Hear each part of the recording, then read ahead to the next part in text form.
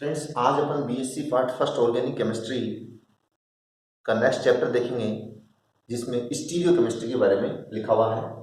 तो stereo chemistry का आज अपन अध्ययन करेंगे।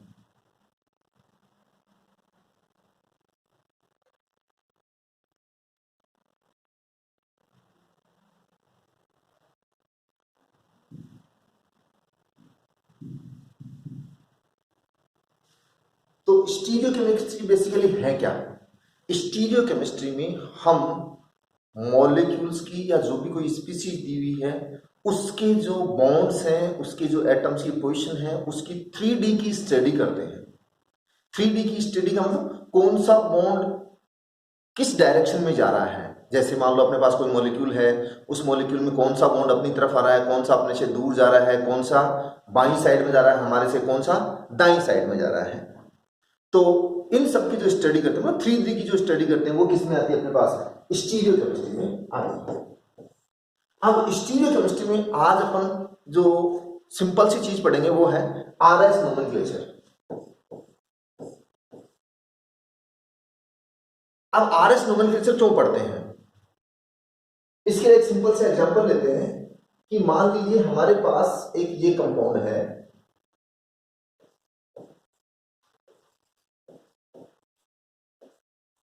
एक दूसरा कंपाउंड ये है।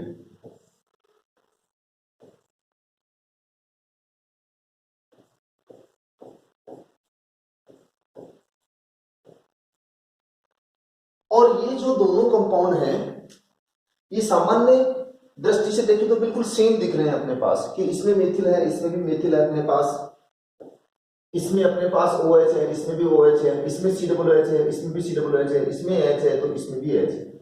यानी ये दोनों कंपाउंड सेम से दिख रहे हैं अपने, लेकिन वास्तव में प्रॉपर्टीज के हिसाब से ये दोनों कंपाउंड डिफरेंट बिहेव कर सकते हैं। डिफरेंट क्यों बिहेव कर सकते हैं? कि ये वाला जो अपने पास कंपाउंड है, ये अगर हम यहां से उठा करके इसके ऊपर रखें यानी सुपर इंपोज करें, जैसे ये अपने पास दाएं और बाएं हाथ हैं और हम एक दूसरे के ऊपर इनको सुपर इंपोज करना चाहें तो देखो, सुपर इंपोज करना चाहें तो सुपर इंपोज नहीं हो रहे। यदि ऐसे अपन सुपर इंपोज कर रहे हैं तो अंगूठा, अंगुली, ये सब आ गए व्हाइट पार्ट के ऊपर व्हाइट पार्ट, लेकिन ऊपर का जो अपने पास है ब्लैक पार्ट है, वो ब्लैक पार्ट के ऊपर ब्लैक पार्ट नहीं आ रहा। इसका मतलब ये सुपर इंपोज नहीं हो रहे। ऐसा ही इसमें कि ये दोनों सुपर इंपोज नहीं होंगे। और जब दो कंपाउंड सुपर इंपोज नहीं हो रहे हैं, इसका मतलब वो दोनों कंपाउंड डिफरेंट हैं। डिफरेंट है तो हम क्या काम करें, उनका नामकरण कर दें, उनका नोमेनक्लेचर कर दें, ताकि हमें पता लग जाए कि कब तो हमारे पास कंपाउंड A वाला है और कब हमारे पास कंपाउंड B वाला है। यानी A और B को हम डिफरेंशिएट करने के लिए इनका क्या देंगे, अपन नामकरण करेंगे, नोमेनक्लेचर करेंगे। अब नोमेनक्लेचर कैसे करें, उसके लिए 3 जर्मन साइंटिस्ट हुए हैं, काहन, इनगोल्ड और प्रीलोग। इन्होंने नोमेनक्लेचर का एक सिस्टमेटिक तरीका दिया है। इन्होंने कहा कि हमारे पास यदि कोई कायरल सेंटर है या एसिमेट्रिक कार्बन एटम है तो उससे जो जुड़े हुए समूह हैं अपने पास, जैसे इसमें 4 समूह जुड़े हैं, उसमें भी 4 समूह जुड़े हुए हैं, उन चारों समूहों का अपन प्रायोरिटी ऑर्डर निर्धारित करेंगे।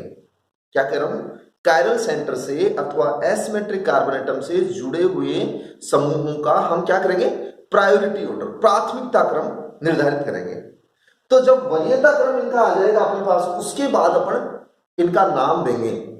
और इन तीनों साइंटिस्टों ने कहा कि या तो कायरल सेंटर का नाम R आएगा या कायरल सेंटर का नाम S आएगा।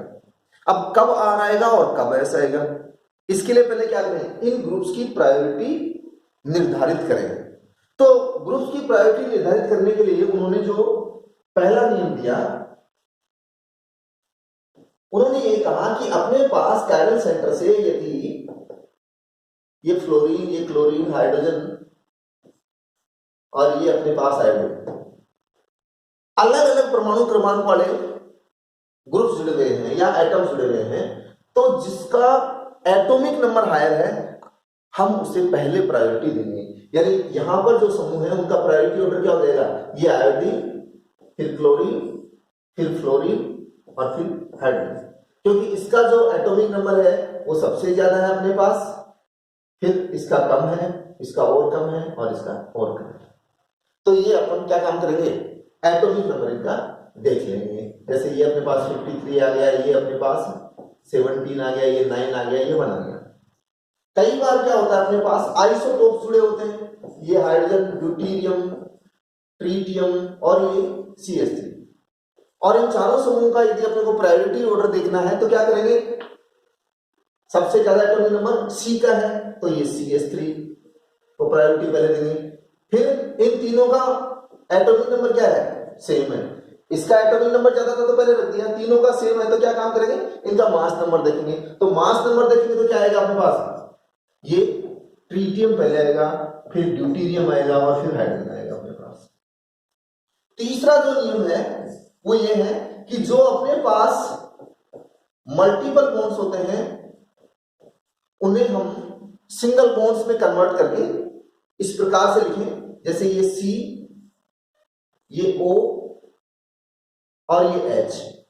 इस कार्बन के ऑक्सीजन में डबल बॉन्ड है तो इस कार्बन के हमें 2 ऑक्सीजन जोड़ने हैं, एक ये रहा और एक और जोड़ने हैं। इसी तरह से ये ऑक्सीजन 2 कार्बन से जुड़ा हुआ है तो इनमें से किसी एक ऑक्सीजन को 2 कार्बन से जोड़ देते हैं, एक से तो जुड़ा हुआ है, ये एक से और जोड़ दें।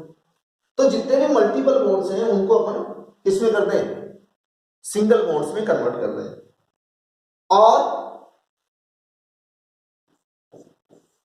एक नियम और है कि यदि अपने पास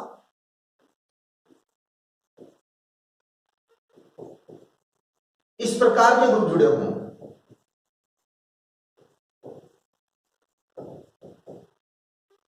कि जैसे ये कोई कैरल सेंटर के जुड़ा हुआ है, ये भी कैरल सेंटर के जुड़ा हुआ है और इनका एटॉमिक नंबर सेम है, इसका भी और इसका भी, तो फिर हम नेक्स्ट एटम देखते हैं। तो नेक्स्ट एटम यहां पे क्या आ जाएगा, इसमें तो अपने पास Br आ रहा है, इसमें अपने पास क्या है, कार्बन आ रहा है, तो हम प्रायोरिटी किसे देंगे, Br वाले को प्रायोरिटी देंगे, यानी इसको प्रायोरिटी पहले देंगे बजाय इसकी।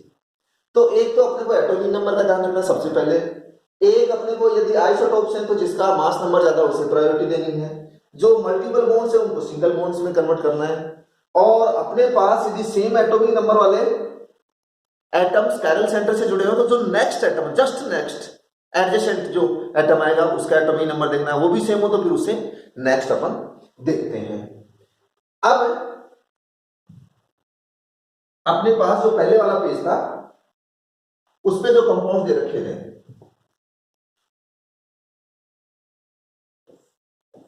एक CH3 था, एक H, OH, इसको कर दूं मैं COOH और H, यही थे। इनका जरा अपन देखते हैं प्रायोरिटी ऑर्डर। तो ये O, ये C और ये H, तो ये फर्स्ट आएगा प्रायोरिटी में, ये समूह फर्स्ट प्रायोरिटी वाला। फिर ये C और ये भी C, लेकिन इस C के कितने ऑक्सीजन जुड़े हुए, इसके H जुड़े हुए, इसका मतलब प्रायोरिटी नंबर 2 पे कौन आएगा, ये वाला।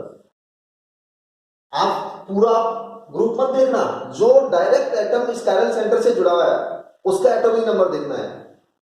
इसमें कार्बन है, इसमें ऑक्सीजन, ये नंबर 1 पे आ गया, इस कार्बन के ऑक्सीजन और इधर हाइड्रोजन, ये 2 नंबर पे आ गया, ये अपने पास 3 नंबर पे आ गया और ये अपने पास 4 नंबर पे आ गया। तो मेरे कहने का मतलब ये है कि OH फर्स्ट प्रायोरिटी पे आएगा, COOH सेकंड प्रायोरिटी पे आएगा, CH3 थर्ड प्रायोरिटी पे आएगा और H फोर्थ प्रायोरिटी पे आएगा। तो इस तरह से अपन कैरल सेंटर से जुड़े हुए समूहों का क्या कर लेते हैं, प्रायोरिटी ऑर्डर निर्धारित कर लेते हैं।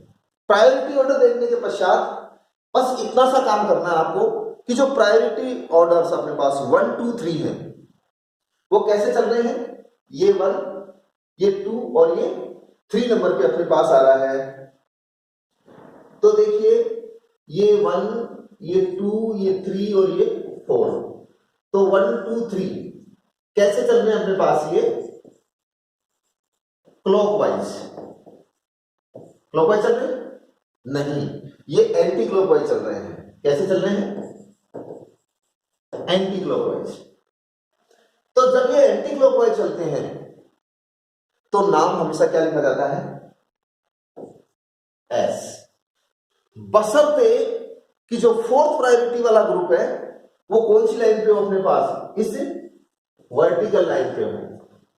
ध्यान रहे, फोर्थ प्रायोरिटी वाला ग्रुप यदि वर्टिकल लाइन पे है तो 1 2 3 यदि एंटी क्लॉकवाइज चलते हैं तो एस, और बाई द वे क्लॉकवाइज चलते हैं तो नाम आता है आर। तो 1 2 3 क्लॉकवाइज तो आर, एंटी क्लॉकवाइज तो एस। बशर्ते कि फोर्थ प्रायोरिटी वाला जो समूह है वो कहां हो? वर्टिकल लाइन पे हो अपने पास। अगर फोर्थ प्रायोरिटी वाला समूह, जैसे अपने एक एग्जांपल लेते हैं, फोर्थ प्रायोरिटी वाला समूह जैसे ये H, ये D, ये T और ये CH3, तो एक नंबर अपने पास ये आएगा, 2 ये आएगा, 3 ये आएगा, 4 ये आएगा। तो ये 1 2 3 कैसे चल रहे हैं? Anti clockwise. जब ये एंटी क्लॉकवाइज चलते हैं तो अपने पास S आना चाहिए, लेकिन फोर्थ प्रायोरिटी वाला समूह कहां है?